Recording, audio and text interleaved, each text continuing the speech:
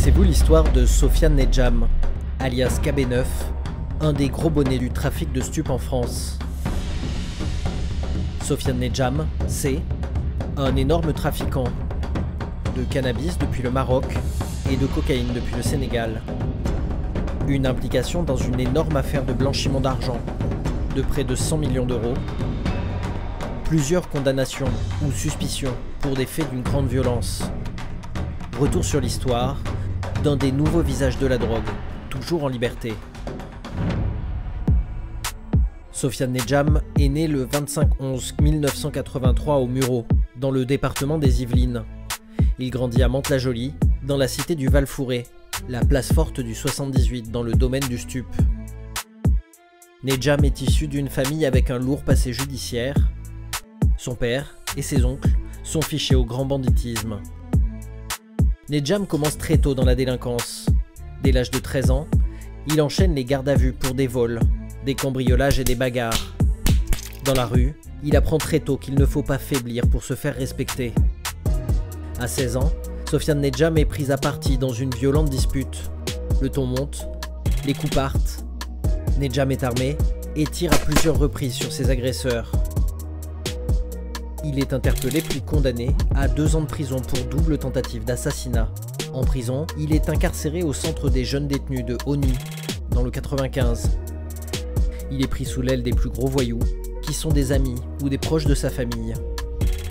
À sa sortie de prison, Nedjam est plus déterminé que jamais et se lance dans le stup. Il monte un réseau de revente de barrettes de shit à l'aide d'un complice. Les choses vont très vite pour lui et le business devient très lucratif.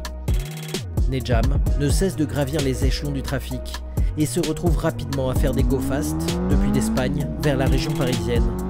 Dans les voitures, des centaines de kilos de cannabis. Pour se fournir, comme beaucoup d'autres, Nedjam remonte à la source du cannabis, c'est-à-dire au Maroc, dans la région de Ketama. Dans ce secteur du Rif marocain, poussent des hectares entiers de champs de cannabis.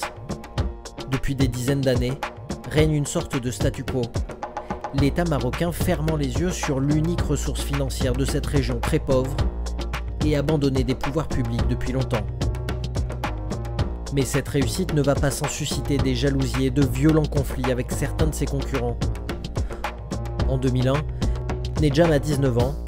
Un soir, il se balade et 2 hommes arrivent en scooter. Ils sont armés et ouvrent le feu sur lui. Mais la tentative de meurtre échoue. Les balles blessent Nedjam au membre inférieur. Il est transporté d'urgence à l'hôpital. Et lorsqu'il sort, il n'a qu'une idée en tête, la vengeance. Dans les Yvelines, celui qu'on surnomme KB9 pour sa ressemblance avec le footballeur star du Real Madrid est désormais un de ceux qui pèsent dans le trafic de stupes.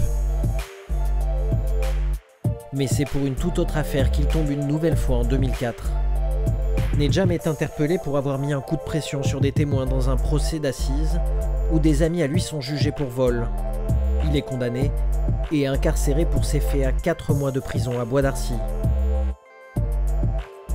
Mais l'homme continue à développer son business. À sa sortie de prison, des centaines de kilos de cannabis sont désormais acheminés par bateau rapide entre le Maroc et l'Espagne, par camion dans des convois de fruits et légumes, ou encore par conteneurs via le fret maritime en direction du port d'Anvers. Mais le trafiquant désormais bien installé ne manque pas de diversifier ses revenus et investit également dans la cocaïne notamment, un business encore plus lucratif. La pression policière s'accentue autour de Nedjam et les hommes de la PJ de Versailles ont un allié, un indicateur proche de lui. En 2007, il est interpellé par la PJ pour un trafic international de cocaïne, lors de la saisie d'une valise contenant 20 kg de produits en provenance du Sénégal. Lors des perquisitions, les policiers découvrent que Nedjam habite un luxueux pavillon dans un quartier résidentiel des Yvelines, qu'ils décriront comme une maison digne de Scarface. Ils prennent conscience que Sofiane a pris une autre dimension, mais les charges sont trop faibles à son encontre et la police ne parvient pas à établir le lien entre Nedjam et la cocaïne. Un non-lieu est prononcé, KB9 reste en liberté. Il faut dire que Nedjam sait se montrer particulièrement discret et vigilant. On dit de lui qu'il ne passe jamais un coup de fil et passe par d'autres hommes rémunérés pour cela. Ces derniers reçoivent les appels, transmettent oralement à Nejam, qui répond ensuite sur le même mode. Une prudence qui se mesure aussi au 9 mm qu'il affectionne et porterait en permanence sur lui. Nejam fait son apparition dans le fichier du grand banditisme à l'âge de 24 ans, quand les enquêteurs de la BRB retrouvent son ADN sur l'arme qui a servi à tirer sur un célèbre avocat, Karim Achoui. Mais la piste sera vite écartée puisque le tireur, reconnu par Achoui lui-même, n'est autre qu'un certain Rudy Terranova. En 2010, Nejam est interpellé pour l'assassinat d'un de ses amis qui s'avérera en réalité être l'indicateur de la PJ. Mais il n'est pas poursuivi.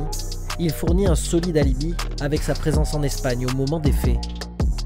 Mais c'est en 2012 que son nom prend une autre dimension et que Sofiane est connu du grand public dans le cadre d'une affaire hors norme. Il transformait l'argent du cannabis en or. On le retrouve impliqué dans le dossier Virus, une affaire à peine croyable de trafic de stupéfiants et de blanchiment d'argent. Un business au montant astronomique. Lorsque les infos commencent à sortir dans la presse, on parle d'un montant de 100 millions d'euros d'argent blanchi. Au cœur de cette combine, la fratrie El Maleh, des juifs marocains bien implantés en Suisse, où ils exercent dans le milieu de la finance internationale, l'un au sein d'une très grande banque et l'autre avec sa propre société de gestion.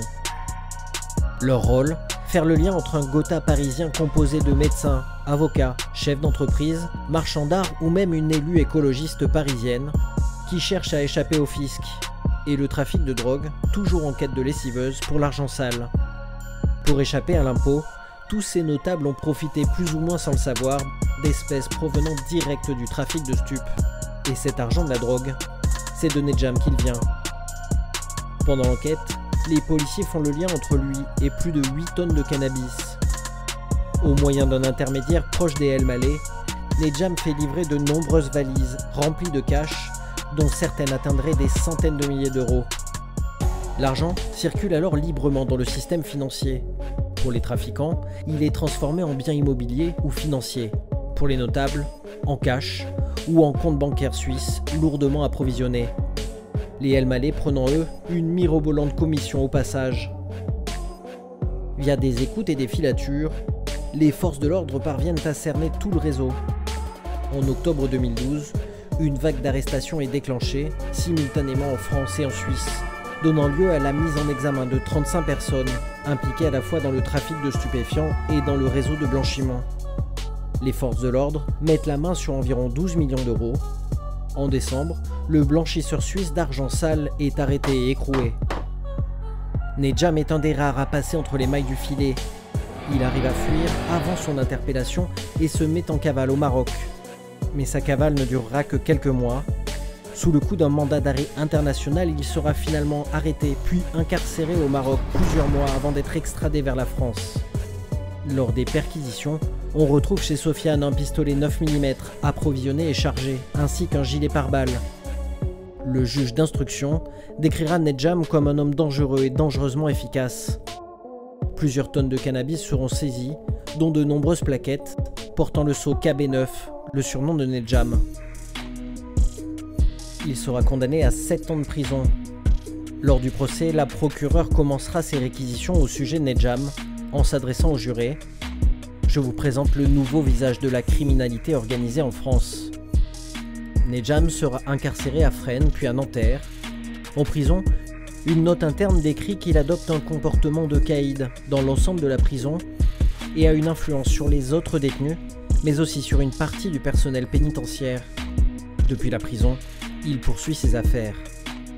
Entre 2015 et 2018, Nejam bénéficie d'une détention en semi-liberté. Un nouvel atout pour développer son business. Un surveillant notera que le détenu Nejam mène la grande vie. Il a l'habitude de rentrer au centre avec de fortes sommes de liquide, des montres de luxe ou encore la clé d'une Audi RS4. En 2018, il est de nouveau poursuivi et incarcéré. On lui reprochera d'avoir séquestré et torturé un bagagiste de Roissy, que KB9 et ses complices accusent d'avoir volé des valises de cocaïne en provenance d'Amérique du Sud.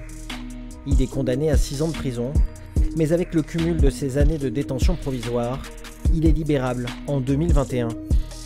Aujourd'hui, après avoir purgé sa peine et retrouvé la liberté, le KB9 du shit ne serait toujours pas rangé des voitures.